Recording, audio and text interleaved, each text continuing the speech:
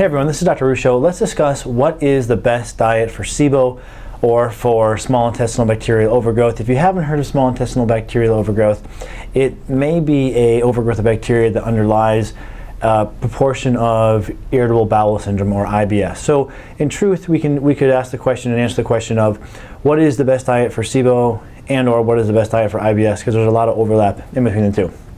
And in short, there is no best diet for SIBO or for IBS. And I would encourage you simply to eat the diet that you feel best on for that condition. Now, I know that's not very helpful. I'm going to give you some very specific guidelines in a moment.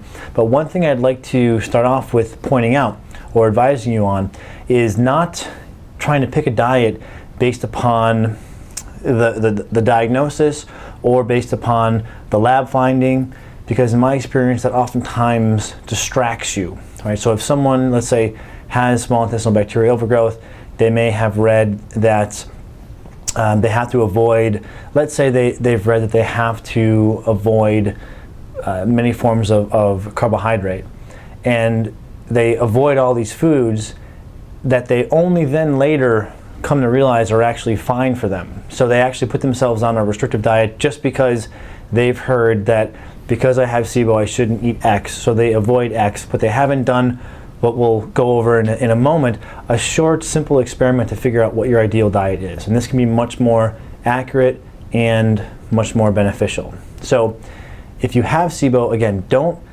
only treat based upon the diagnosis of SIBO or what your labs show. So another example would be someone has H. pylori, they may say, well, I've read that certain foods are good or bad for H. pylori. And again, the gut is actually, it's simple, but it's not that simple, right? So the best diet for someone's gut is a diet for which or on which someone feels the best. And what this should do is it should allow you to have the healthiest gut environment, which causes healthy bacteria and healthy fungus and a healthy balance in the ecosystem that is your gut.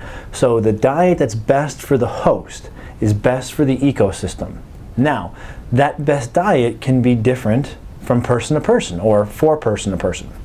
So I'll put up here on the screen something that I essentially develop in my book, Healthy Gut, Healthy You, which walks you through a series of short experiments to determine what the best diet for you is. So at the bottom you have the paleo diet. If you haven't tried the paleo diet, a 2 to 3 week trial on the paleo diet is definitely advisable. The paleo diet pulls out of your diet many inflammatory foods. The most notable would be grains, dairy, soy, and processed food. Now, that's a good starting point, but if that doesn't provide adequate resolution, then you can move up the pyramid here to potentially paleo plus low FODMAP or the standard low FODMAP. And these two are very similar, but there's some subtle differences. Now, if you responded partially to paleo by pulling out some of the grains and dairy, but not fully, then you may want to go a step further in that direction, stay paleo, but also combine along with paleo the low FODMAP, thus ending up at the paleo low FODMAP diet. And by the way, handouts for all these diets can be found on our website. I'll put a link here in the show notes, and if you go to drruscio.com/gutbook, you can find a redirect page to take you to all these resources. However, so that's the one path you may go. Now, if you go paleo and you don't notice any improvement at all, then the issue for you may not be the removal or needing to undergo the removal of some inflammatory foods like grains and dairy as an example. But you may do, or you may benefit from, reducing the highly fermentable foods that feed gut bacteria, can cause gas and bloating and abdominal distension and pain, as is laid out by the low FODMAP diet. So you could undergo the standard low FODMAP diet. Okay, so each one of these can be determined with about a 2 to 3 week experiment. So start on paleo 2 to 3 weeks. If you're improving, you could potentially ride that a little further to paleo low FODMAP. If you notice no improvement, you could go to standard low FODMAP. You could also go to the paleo plus low FODMAP. It's just that diet's a little bit more restrictive. So if you haven't gotten any benefit from paleo, there's no need to go any further in that same direction. We may want to change our tact a little bit. And then finally, if you're not getting the ideal improvement from either one of those diets, two final considerations are the autoimmune paleo diet, which is a stricter version of paleo, which also cuts out eggs, nightshade vegetables, and a few others, but those are the main differences. Or you could do the low FODMAP with SCD diet, which is essentially going further in the direction of low FODMAP. It's also a very restrictive diet, but it can be helpful for a 2 to 3 week experiment to see if you gain benefit from that. Now, all these experiments are only about 2 to 3 weeks in duration. When you find a diet that works best for you, ride that wave and see, okay, I'm feeling good at 3 weeks. Ride that wave, see at week 6 or 10, where do you plateau, right? Once you've plateaued, I'd stay there for a few weeks and then start to bring in some of the foods that you previously cut out to try to personalize the diet to you so that you can eat the broadest diet possible.